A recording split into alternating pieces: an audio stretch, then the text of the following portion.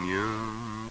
That's where I long to be, with my three good companions, just my rifle, pony and me.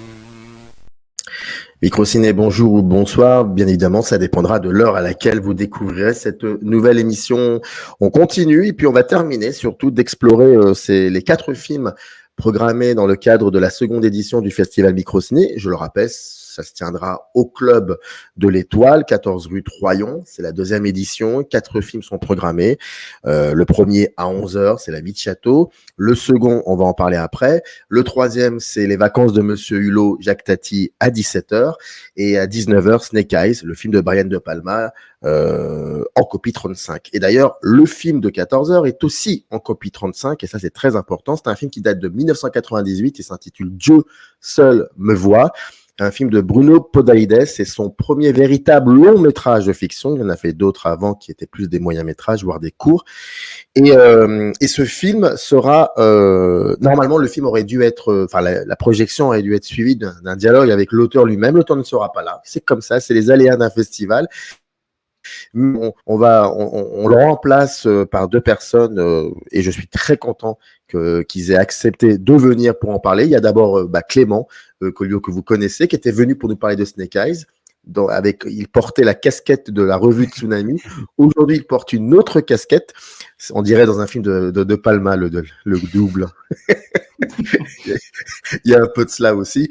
Et il y aura aussi Mathilde Grasset, qui est doctorante à l'université de Strasbourg, si je me trompe pas, et qui surtout travaille beaucoup sur l'œuvre de Bruno Podalides. La preuve, c'est qu'elle est en train de préparer un recueil d'entretiens. Donc voilà. Donc il y aura une conversation à 3 et ça va être plutôt sympathique. À 16h, quelque chose comme ça va durer une bonne heure et il y aura des questions bien évidemment du public. Voilà. Bon, mais j'avais très envie aussi de faire ces 4 émissions pour prolonger, pour commencer un dialogue avec d'autres personnes.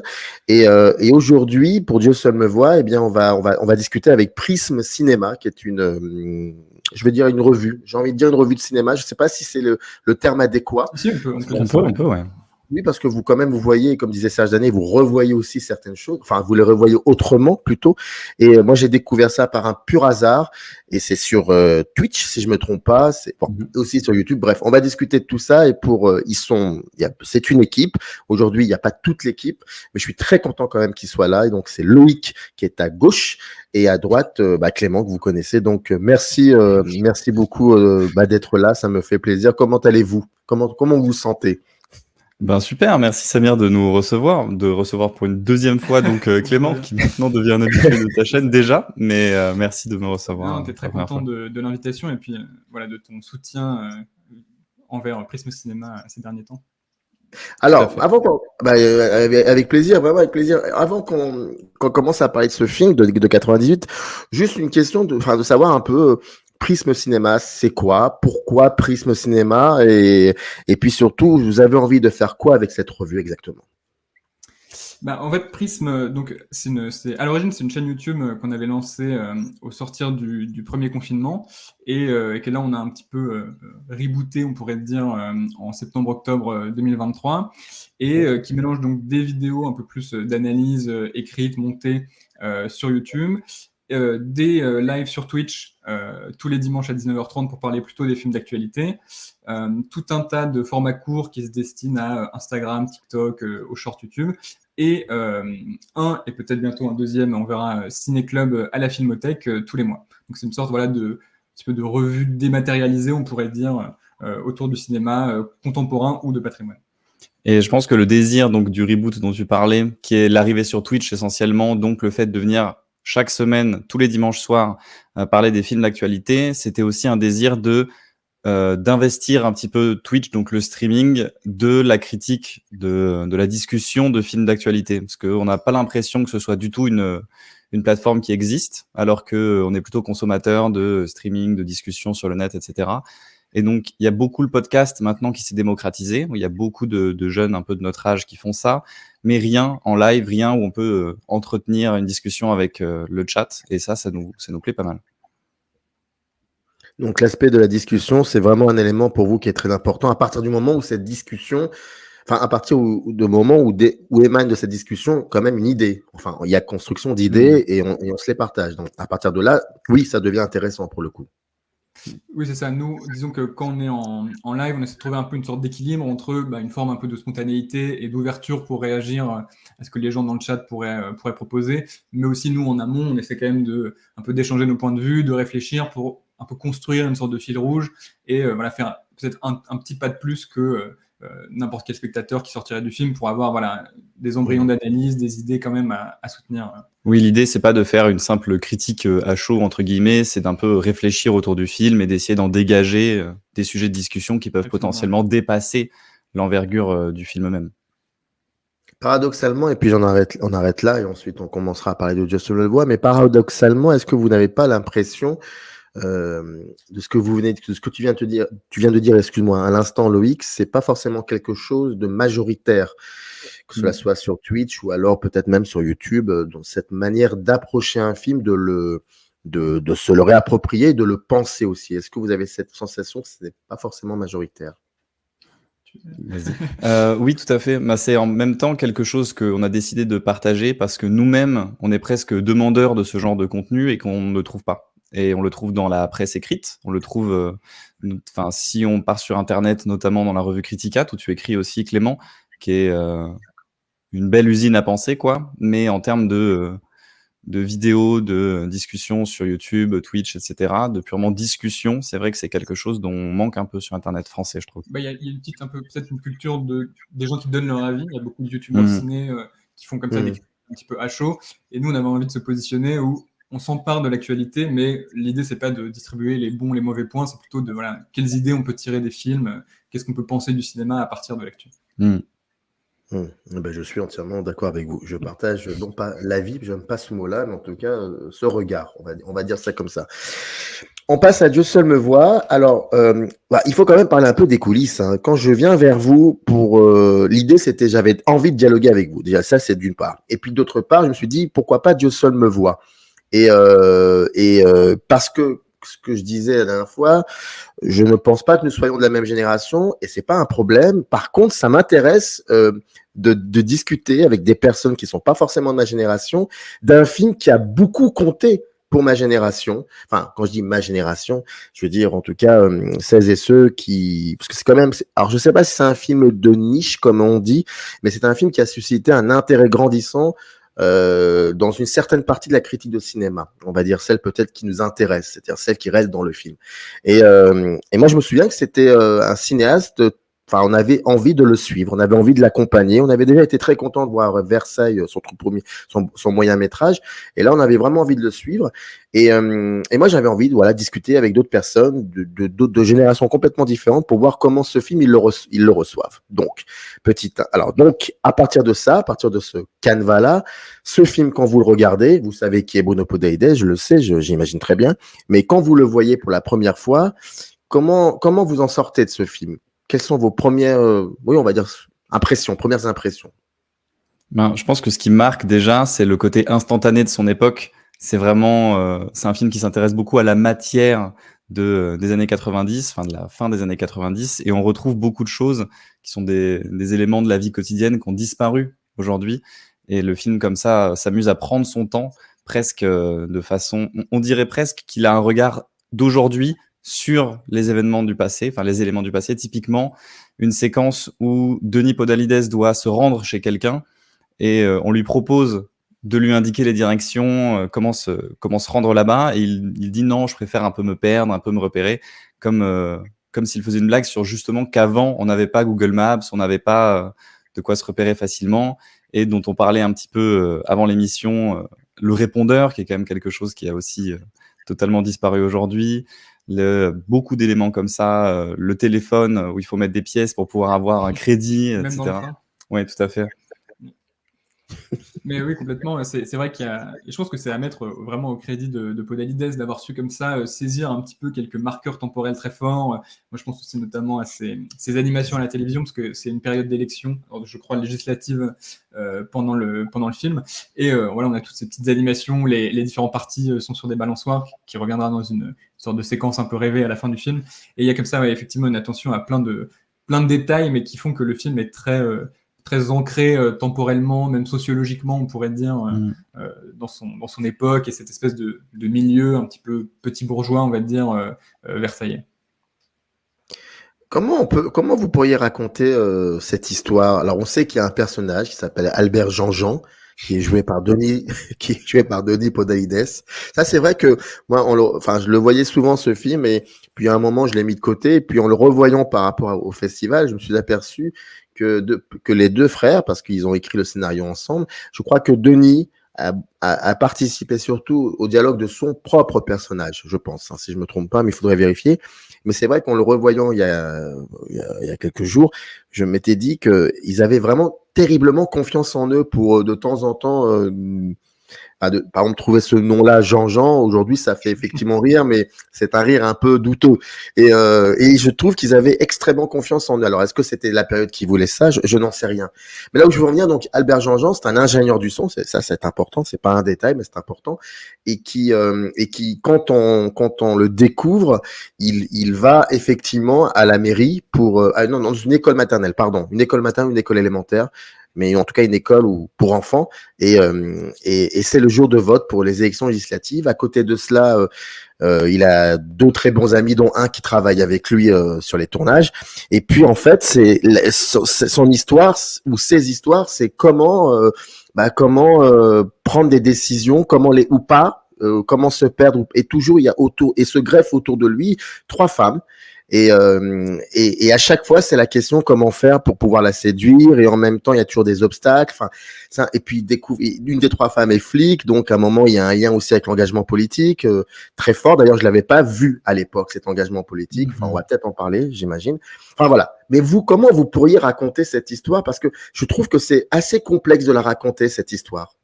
Oui, tout à fait. Mais je me suis pris à l'exercice récemment d'essayer de débriefer le film à quelqu'un. C'était pas forcément chose aisée. On est bien d'accord. Ouais.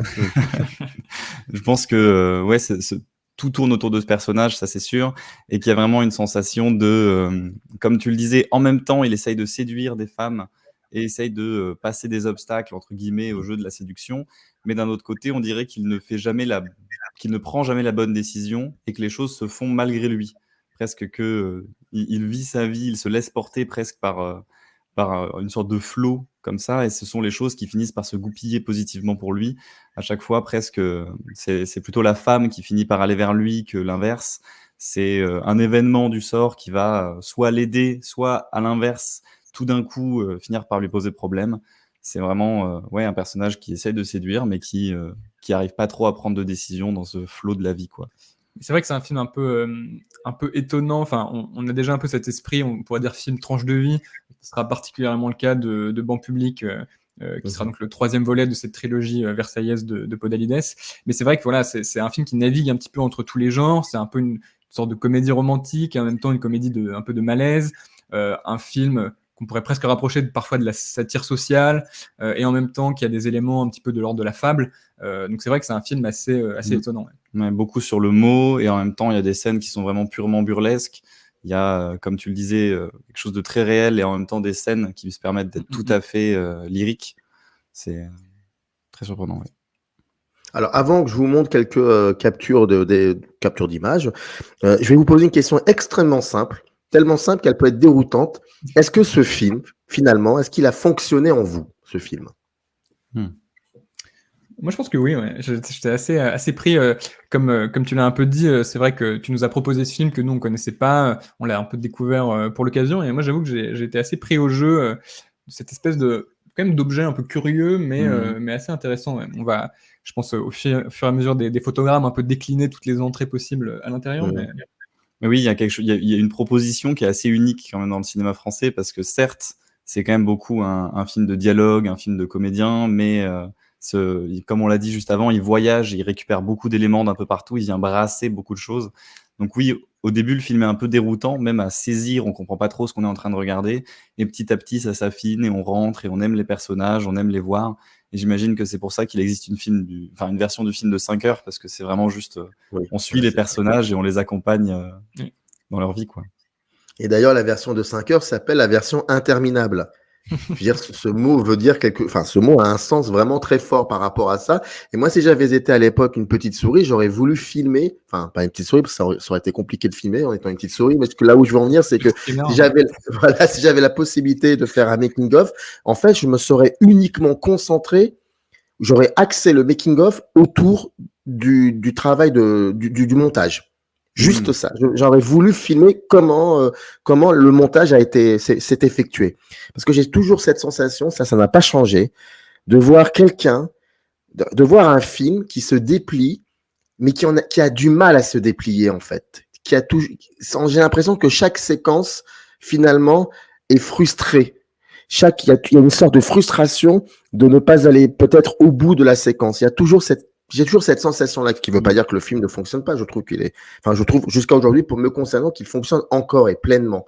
Vraiment. Comparé peut-être à d'autres films de Bruno Podalides, les tout derniers, où j'ai encore un peu de mal. Mais celui-là, je trouve qu'il fonctionne incroyablement. Est-ce que c'est peut-être aussi parce que il y a eu cette obligation, peut-être aussi, c'est peut-être le producteur, j'en sais rien.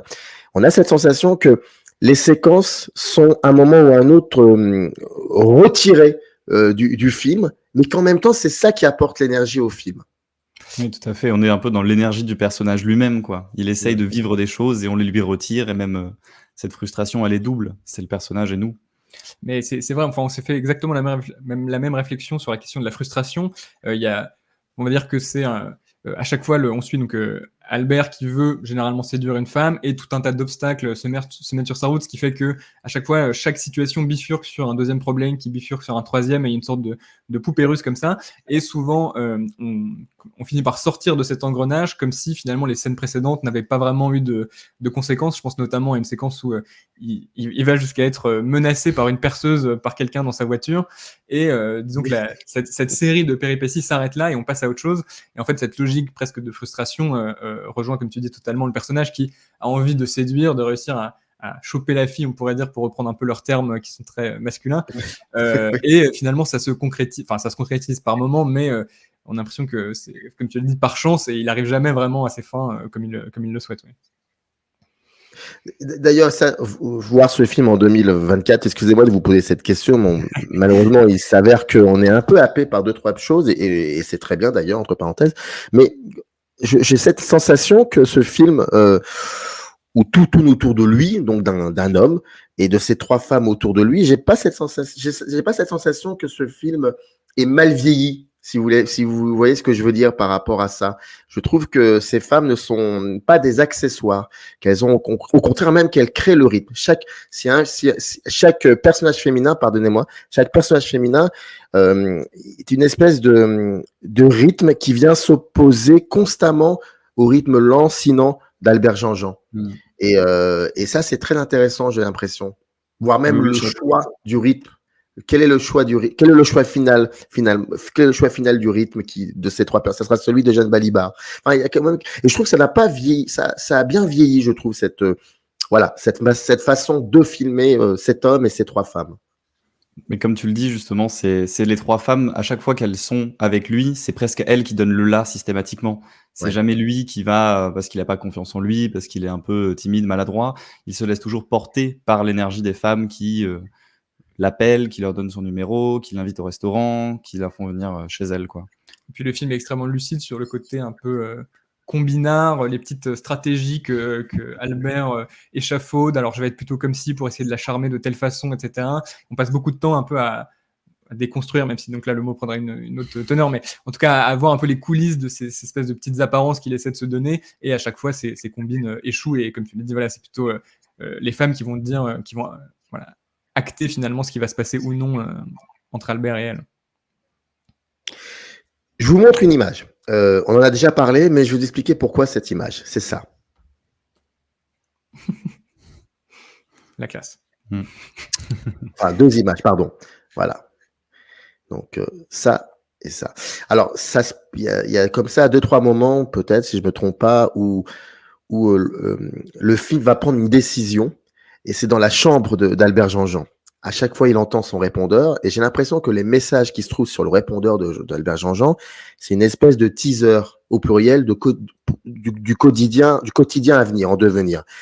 Et je voulais savoir, est-ce que moi j'ai eu cette sensation-là en le revoyant, à savoir que c'est le répondeur qui finalement va donner le ton au film, dans la séquence du film. Donc les messages qui vont être orchestrés. Et je me dis que peut-être que c'est ça à partir du moment où Podalides Bruno, le cinéaste, prend le temps de faire un plan sur ce répondeur. Parce que j'ai l'impression que dans son cinéma, rien n'est anecdotique quand il filme. Quand il choisit de filmer telle chose ou tel détail, c'est qu'il y a une raison. Il y a une raison très importante. Avec le recul, qu'est-ce que vous pensez de ces séquences où le temps est un peu suspendu et on revient dans sa chambre, il essaie de choisir ce qu'il va porter, ou alors il écoute son répondeur et c'est très insistant. Qu'est-ce que vous pensez de cette construction-là? Si tu veux. C'est vrai que sur le répondeur, donc il y a ce côté un peu presque couleur d'époque dont on a parlé, mais surtout, voilà, il faut dire que Albert est un personnage particulièrement indécis et presque d'une grande lâcheté qui fait qu'il n'a jamais le courage de vraiment décider ce qu'il va faire ou non, qui est complètement empêché par son indécision. Et effectivement, il y a beaucoup de séquences comme ça où on le voit chez lui, un peu passer le temps, hésiter, chercher des arguments pour... presque chercher des arguments extérieurs pour décider à sa place de ce qu'il va faire ou pas. Et il y a un peu la sensation, on a parlé de cette espèce de logique de frustration ou un peu de tuilage des péripéties, mais aussi que le film, par moments, tourne en rond, et comme Albert dans sa chambre, enfin dans son appartement, et fait finalement beaucoup d'hésitation pour un peu faire du surplace, et tous ces messages au répondeur sont presque des histoires potentielles à suivre, et lui hésite et arrive jamais à choisir laquelle prendre, quoi. C'est vrai que c'est un bel objet quand même, le répondeur, parce que ça incarne presque une sorte de dialogue, mais dans lequel tu peux te permettre de prendre ton temps pour réfléchir avant de répondre à l'autre. C'est vraiment un objet de cinéma pur, j'ai l'impression, au moment où, comme c'est presque son rêve dans n'importe quelle situation de séduction, la femme lui dit quelque chose, paf, il met en pause, il prend le temps de réfléchir, il prend sa décision, potentiellement 1 ou 2 heures, et là, ensuite, il peut répondre. Et maintenant, c'est un objet qui n'existe plus, mais c'est vrai que ça marche super bien au cinéma, quoi. Maintenant, c'est les SMS qui ont pris la place. Un bel objet presque névrotique, presque. Il y a un message, alors comment est-ce qu'on va répondre? Et il se le passe en boucle, et il réfléchit, et il hésite. Et il y a plein de séquences comme ça dans le film, notamment quand, je crois que c'est Sophie, le nom du personnage, lui propose d'aller voir le match de foot. Et il y a cette séquence où il est dans sa chambre d'hôtel à Toulouse avec Otto, son ami, et ils hésitent, ils échafaudent des stratégies, et presque leur mouvement à eux et le mouvement de la caméra dessinent cette espèce de surplace, de personnages qui tournent en rond. Et il y a un chouette moment aussi, qui est le moment où il enregistre son propre répondeur, où il s'amuse à mettre de la musique, à remettre un peu en scène, comme si, encore une fois, c'était une mise en scène par une seule phrase qu'il peut choisir de représenter lui-même, quoi. Il y a une séquence dans un autre film de Bruno Podalides qui s'appelle Adieu Berthe, si je ne me trompe pas. Donc c'est un film qui a été réalisé il y a quelques années, il y a moins de 10 ans, et qui suit donc non pas Albert Jean-Jean, c'est encore que on pourrait peut-être se poser la question, mais voilà, c'est Bruno, qui suit son frère Denis Podalides, qui a une femme et en même temps une maîtresse. Sa maîtresse est jouée par Valérie Lemercier. Il est passionné de magie, très important parce que Bruno Podalides lui-même est un magicien. Ça, je l'ai appris récemment d'ailleurs. C'est un magicien, donc c'est pour ça qu'il y a des choses peut-être qui peuvent être dans le rythme d'un tour de magie. C'est quelque chose peut-être qu'on pourrait réfléchir un jour ou questionner par rapport au rythme de ces films. Bref, Adieu Berthe, il a un téléphone portable et son téléphone portable lui annonce constamment qu'il a un message par un sifflotement. Et j'aime bien cette idée que le film soit émaillé, mais constamment de sifflotements. Même au moment où il va commencer à se disputer avec sa femme, il y a le sifflotement qui arrive. Enfin, je trouve que on peut faire une espèce de parallèle de connexion avec le rapport qu'il entretient l'autre, Albert Jean-Jean, avec le répondeur aussi. Il y a comme ça un rapport avec la machine qui est là soit pour nous rappeler le message, ou alors qui est là aussi pour nous permettre de prendre le temps. Je trouve que dans le premier, Albert Jean-Jean, il y a toujours cette envie de prendre le temps. Et peut-être que dans Adieu Berthe, les choses ont changé, ont évolué. Alors, en bien ou en pas bien, peu importe cette question, mais elles ont évolué, et maintenant, le temps est coupé, est interrompu par un sifflotement. Et je trouve ça... Et dans les deux, il n'y a pas de... il n'est pas là pour juger. Enfin, il n'y a pas que ça, il n'y a pas cette idée-là. Mais c'est intéressant de voir comment un cinéma évolue, pour le coup, à l'image de la technologie qui évolue elle aussi. Parce que le film à l'époque, en 98, enfin, c'était pas vieillissant. Ce qu'on voyait n'était pas forcément quelque chose de Bien sûr, ouais. vieillissant. C'était Mhm. à l'image de ça, quoi. Alors, une petite parenthèse. Alors, ça va être un peu compliqué, mais en même temps, alors, je voulais vous montrer cette image-là. Bon, l'image n'est pas, la qualité n'est pas malheureusement, enfin, elle n'est pas extraordinaire, mais je voulais aussi savoir si vous aviez été sensible au travail de Bruno Podalides sur l'image du film. Je trouve qu'il y a quand même des moments où on sent une envie très forte de dessiner, enfin, très forte de mettre en avant aussi ce que la beauté d'une image ou d'un paysage donc peut donner au rythme du film. En l'occurrence, par exemple, il y a celle-ci, il y a une autre image aussi, je la montrerai après. Mais est-ce que ça vous a, est-ce que en plein milieu de ces séquences de verbes, de disputes et je ne sais quoi, est-ce que ça, le travail sur l'image vous a intéressé ou vous avez été sensible ou alors pas du tout? Ben, ce qui surprend de prime abord, c'est aussi les séquences de rêves, enfin pas de rêves, mais un petit peu de mise en scène, de sorties poétiques du monde, qui ont lieu typiquement la première fois, je crois, au repas chez la première femme avec les 7 autres hommes, au moment où ils sont Les presque sept nains, à table devant le Blanche-Neige et les sept. canapé avec une lumière en contre, comme s'ils étaient comme ça mis sur le devant de la scène. Et ce qui est beau, c'est comment il arrive à saisir juste par une évolution du cadre, parce que le cadre au début part de façon très simple sur la table avec les 7 autres et tout le monde se met à s'agiter derrière, sauf Denis Podalides et la Toulousaine. Et juste comment, dans l'évolution du cadre et de la lumière, il arrive à ressortir, à rejaillir quelque chose d'en dehors du quotidien. Moi, c'est ça qui me touche le plus, c'est les scènes plutôt quotidiennes. Parce que moi, qui viens de Toulouse et qui viens de 20 minutes de là où est tournée à peu près la scène d'interview dans le petit village avec le maire, c'est des Ouais, paysages que je connais, c'est des paysages qui me font plaisir de voir. Et j'ai pas l'impression de les voir, entre guillemets, sublimés, j'ai l'impression de les voir réels d'accord. et un réel très presque beau parce que réel. Un réel qui arrive à saisir un peu la matière, les champs, la végétation sans tricher. D'accord.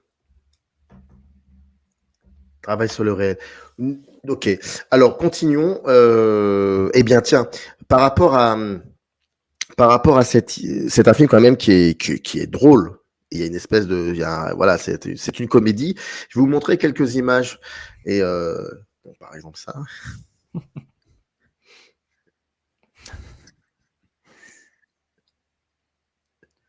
Donc c'est Blanche-Neige et les sept nains pour celles et ceux qui n'avaient, enfin, je sais pas si ils verront ça, mais en tout cas voilà, c'était l'idée avec Mathieu Amalric comme ça qui est camouflé. Et puis ce moment extraordinaire où il va y avoir Amalric qui joue, qui est crédité au générique comme Hatchoum, hein, bien sûr. voilà. C'est quand même très marrant. Et puis Et, la dernière image qui est une séquence juste extraordinaire où je me souviens plus du nom de l'acteur et j'en suis vraiment désolé, j'ai mal préparé mes fiches, alors que c'est tellement évident, il commence à se lancer dans enfin, il va se disputer, Michel Villermoz, Oui, ou c'est un nom ça. comme ça. Michel Villermoz, Villermoz. Qu'est-ce que vous pourriez me dire sur ça, sur la manière qu'a Bruno et voire même Denis aussi, de filmer cette comédie? Comment déjà vous pouvez peut-être définir cette comédie, cette notion de comédie dans son film?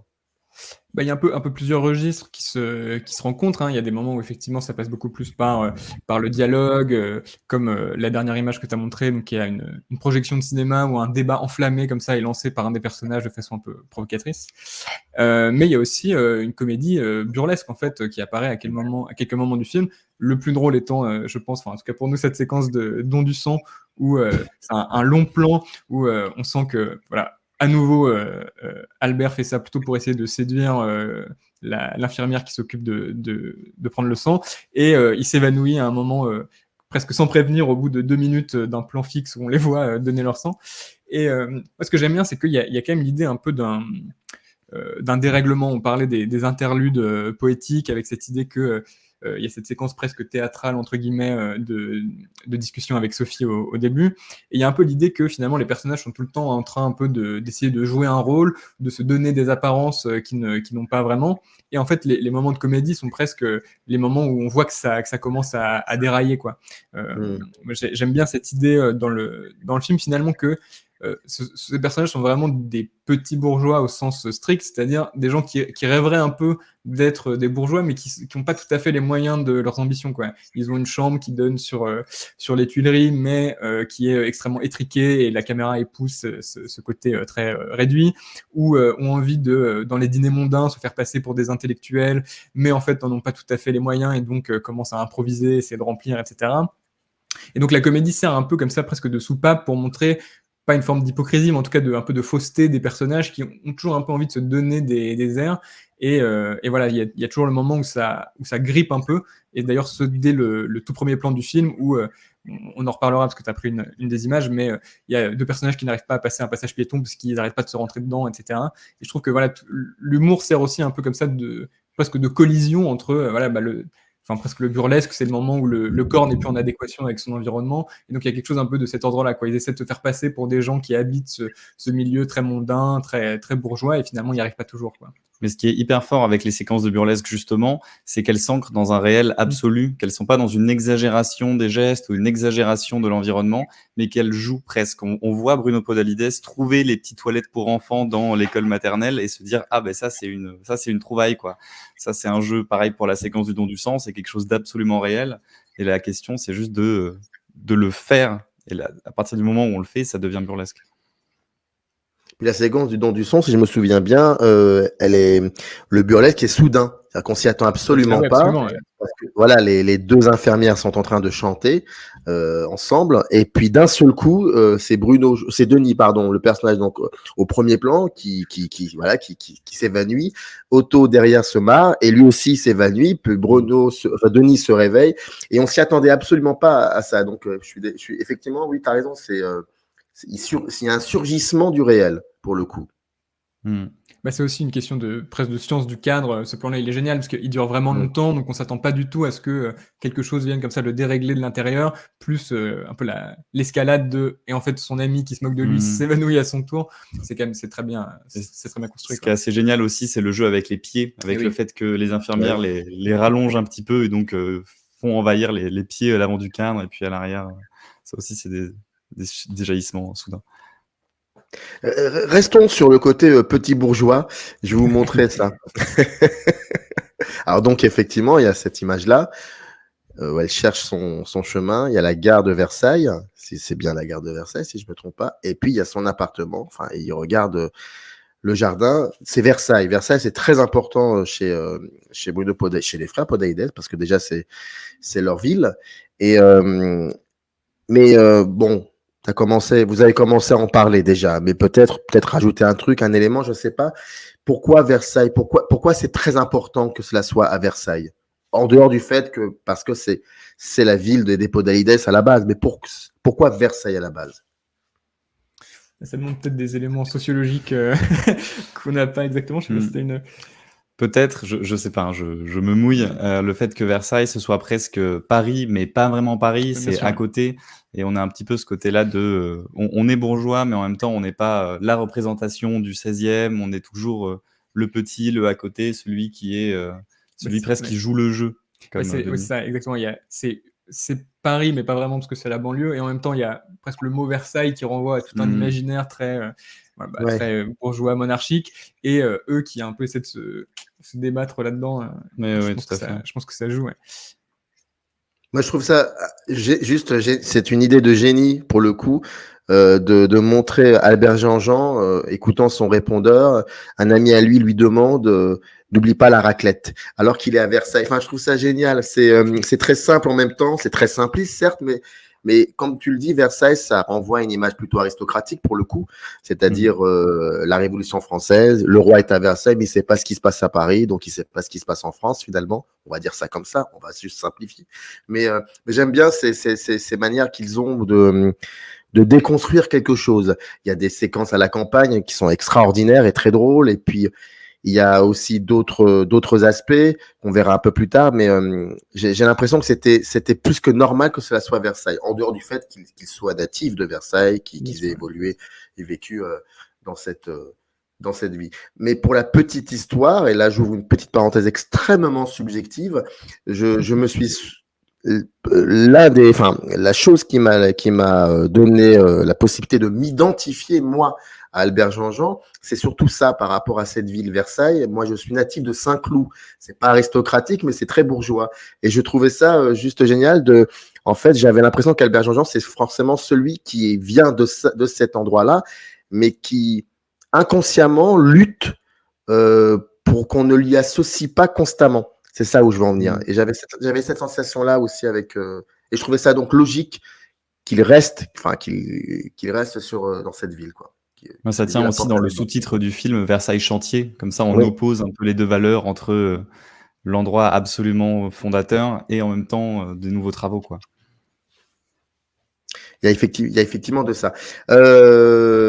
Alors, ça, c'est court, mais c'est important. Alors, le personnage de gauche, c'est le réalisateur, c'est Bruno Podalides, qui est aussi réalisateur et qui fait un film, là, qui est en train de faire une espèce de film promotionnel, industriel, ce qu'il a fait lui aussi dans sa vie, avant de commencer à faire du cinéma. Et j'ai cette sensation que dans Dieu seul me voit, très souvent, il y a, mais de manière assez discrète, des questions de cinéma qui sont posées. Et dans cette séquence-là, on voit Denis Podalides, donc qui joue son propre rôle, essayant de trouver le cadre parfait pour pouvoir interviewer je crois que c'est le maire de la région, enfin de la ville du Milan. Et ses acolytes, l'ingénieur du son, joué par Bruno, et Otto, enfin, essayent de lui dire en quoi ça ne fonctionne pas. Et je trouve ça vraiment intéressant parce que ça renvoie. J'ai la sensation que le film fonctionne aussi parce que c'est un film qui existe, mais qui existe dans le sens où il n'est pas bon ou il n'est pas mauvais, il existe, parce qu'on voit dans ce film aussi comment je vais faire pour filmer. Et c'est des questions de cinéma que je trouve très intéressantes chez Podalides, et le fait qu'il se filme de cette manière-là pour essayer de comprendre un peu ce qu'il faut filmer, comment est le cadre parfait. J'ai ressenti ça en tout cas en le revoyant. Qu'est-ce que ça vous dit en fait finalement ça, le fait qu'il soit dans le plan et que ça parle de cadre. Comment dessiner un cadre? C'est vrai qu'il y a un côté très ironique et un peu où Bruno se moque de lui-même parce que c'est même pas lui qui est capable de prendre la décision de quel cadre il va choisir. C'est Denis qui à chaque fois lui dit non, un petit peu plus comme ça, un petit peu plus comme ça, comme si le réalisateur en lui-même n'était pas capable de saisir correctement les choses. Et je pense qu'il y a aussi une sorte de parallèle, comme tu le disais, parce qu'il y a un moment une remarque sur le crâne du maire dont la lumière se reflète mal, etc. Et on peut penser au crâne dégarni de Bruno, enfin de Denis, et de comment est-ce que ça aussi, ça peut être un enjeu pour le cadre, pour la mise en scène. Et donc toujours de jamais prendre presque les choses au sérieux non plus, quoi. Faut dédramatiser, faut rappeler que même ce qu'on est en train de regarder en ce moment-là, c'est lui aussi s'est posé la question de comment est-ce qu'on va faire le cadre sur Bruno et sa caméra, qui doivent cadrer le maire, qui doivent répéter, etc. Tout n'est que jeu, quoi. D'ailleurs, dans Banc Public, il se met aussi en scène en tant que manager de la petite équipe de vendeurs du magasin de bricolage, donc ça ressemble un petit peu. Et puis, cette scène, elle est très amusante, puisque donc, on a presque l'impression que l'indécision chronique de Albert déteint sur le metteur en scène, puisqu'il n'arrête pas de lui susurrer à l'oreille ah, mais est-ce que tu es sûr? Est-ce que ça va pas poser problème, etc. Il n'arrête pas de le corriger. Et puis le début de la séquence aussi est très amusant, parce qu'on pense à un moment qu'on voit le film ou le reportage terminé, et en fait on se rend compte que c'est seulement les essais et que le maire est en train de parler, mais juste pour faire les niveaux sonores. Et donc il dit voilà, ça commence comme un discours très officiel, et ensuite il dit n'importe quoi parce qu'il suffit. Voilà, et il y a ce côté un peu contre-champ de la comédie sociale, un peu, qui est toujours présent dans le film et qui passe là par l'idée de la mise en scène elle-même dans le film. Puis il y a aussi l'idée de la mise en scène politique, qui est peut-être un sujet sur lequel on va revenir un peu plus tard, avec l'adjoint au maire, je pense, qui vient lui dire « Ah oui, c'est top ce que vous avez dit, absolument nickel. » Ce maire qui se dit « Non, mais je suis pas capable de répéter les choses 2 fois, je suis pas fait pour ça », alors qu'un politicien passe sa vie à faire ça, quoi. Bah regardez-moi ça. Eh ben, Eh oui, et en plus, c'est incroyable, les châteaux de Versailles, les flics devant. Ouais, ça, quand on regarde ça, j'ai l'impression qu'on est en 2024, là, pour le coup. Vraiment. Et pour la petite histoire, j'avais retrouvé une archive audio, enfin d'une émission de radio, euh, et où on entend Bruno Podalides donc parler de ce film qu'il n'a pas encore terminé. Enfin, le film est en table de montage, il l'a pas encore terminé. Et il parle beaucoup, il parle beaucoup de cette séquence-là, qui est pratiquement vers la fin du film, où il filme donc une petite émeute, plus un tabassage de flics, un tabassage plutôt de personnes venues manifester, de manifestants, par les flics. Mais il le dit avec une gravité, il dit, j'ai été témoin de ça, donc ce que je montre, je suis un peu loin de la réalité, c'est pire que ça. Et moi, je me souviens, enfin, déjà ça m'avait pas forcément marqué, parce que j'avais tellement été happé par les errances sentimentales d'Albert Jean-Jean. Mais le revoyant aujourd'hui, avec donc ces 20 ans, ces plus de 20 ans qui se sont écoulés dans ce pays qu'est la France, ça m'a beaucoup marqué ce moment-là. Voire même, c'est court, mais ça m'a mis, comment dire, la sensation, je trouve que c'est un aspect qui est aussi important que les errances sentimentales d'Albert Jean-Jean, chose que je n'avais vraiment pas vue à l'époque. En plus de cela, je suis tombé donc sur cette archive-là où Podalides, peut-être pendant 10 minutes, parle rien que de ça. Alors qu'il pourrait parler d'autre chose, mais il ne parle que de ça. C'est quelque chose qui le travaille énormément. Aujourd'hui, quand vous voyez ça, qu'est-ce que vous en pensez? Enfin, aujourd'hui, qu'est-ce que vous en pensez de ce moment-là dans le film qui est pratiquement vers la fin? C'est vrai qu'il y a ce moment-là, mais aussi l'idée que le film s'ouvre avec une séquence dans un bureau de vote. Enfin, c'est pas exactement le début, mais presque, et qui revient à la fin, premier, second tour. Qui ferme le film, enfin, qui ouvre et ferme le Tout film. à fait. Il y a de nouvelles occurrences politiques, comme on l'a dit, la présence de maires, d'interviews politiques, et on sent un peu que ces personnages ne vivent pas non plus dans une bulle et qui vivent dans une France. Je pense que ça joue au côté très vivant, très réel, cette occurrence du politique, des élections, des questions des policiers, qui eux aussi sont des personnages récurrents, dont une des 3 femmes qui est elle-même policière, l'autre qui est journaliste, donc, et l'autre qui est manifestante. Donc il y a ces 3 un peu pôles de l'engagement politique, de la réflexion.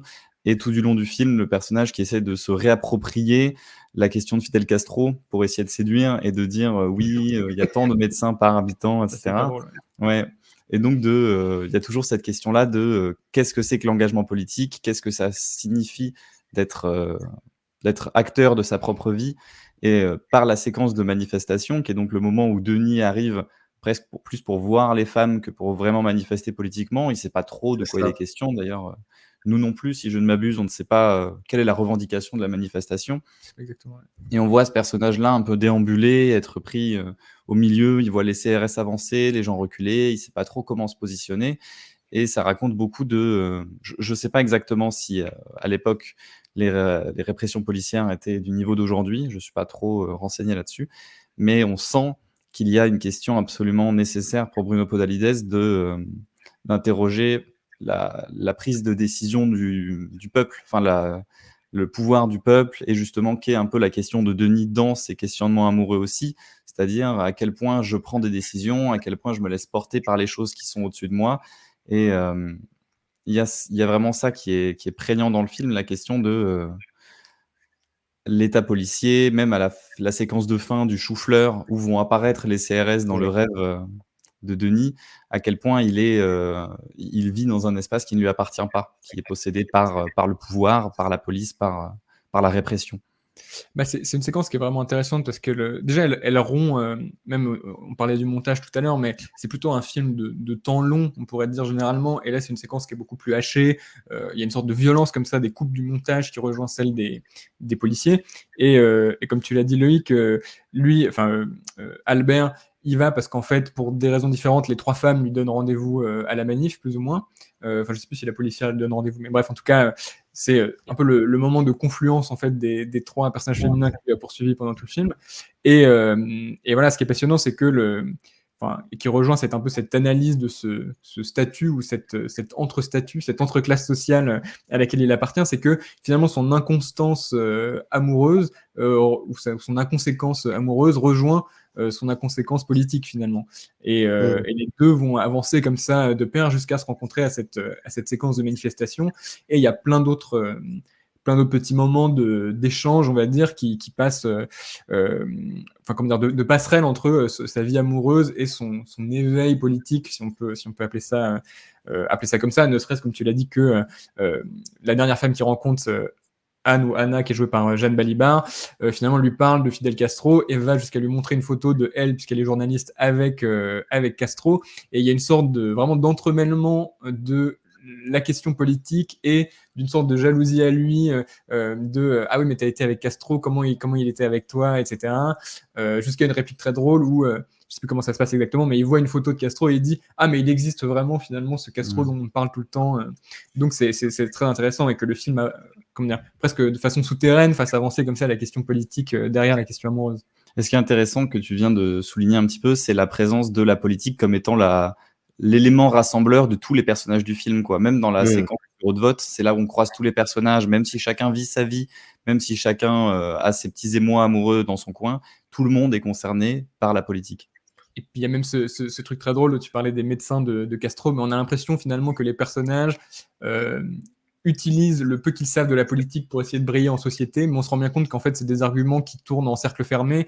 Au début on dit à Cuba il y a un médecin pour 5 habitants, puis ensuite c'est 15, puis 100, puis etc.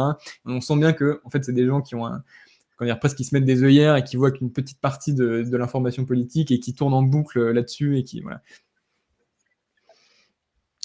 Il y avait d'autres propositions aussi d'images que je voulais vous montrer, mais voilà, on arrive à la fin de l'émission. Mais moi, j'aurais bien voulu savoir, j'aimerais bien lui poser la question à Bruno Podalides aujourd'hui. Est-ce que tout le monde est toujours concerné par la politique? Ça m'intéresserait de savoir quel serait le film qui servirait de réponse. Peut-être qu'il l'a déjà fait, il faudrait peut-être que je regarde, je revois, mais ça me travaille beaucoup. Bon, en tout cas, le film est programmé samedi 17 février à 14h au Club de l'Étoile, à l'issue de la projection, copie 35 mm. Ça, je crois que ça va faire plaisir à Clément qui sera présent. Je ne sais pas si tu seras là, Loïc, mais en tout cas, Clément, il sera bien content. Moi aussi, ça me fera plaisir parce que ça faisait beaucoup longtemps que je l'avais pas revu. Et donc, il y aura une conversation avec Clément et Marguerite, pardon, excusez-moi. Oh là là.